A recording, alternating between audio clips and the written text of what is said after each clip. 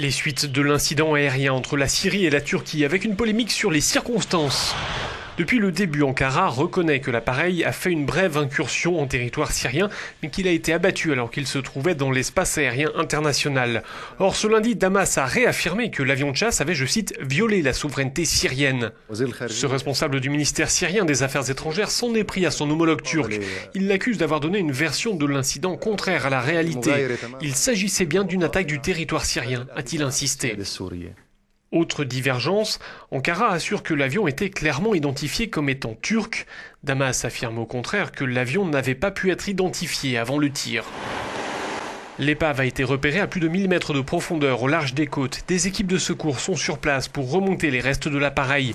On en saura alors peut-être davantage sur le drame et notamment sur le sort des 2 pilotes, sans doute décédés dans le crash.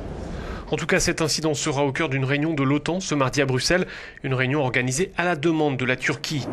D'ores et déjà, la Syrie a mis en garde contre, je cite, toute tentative d'agression contre son territoire.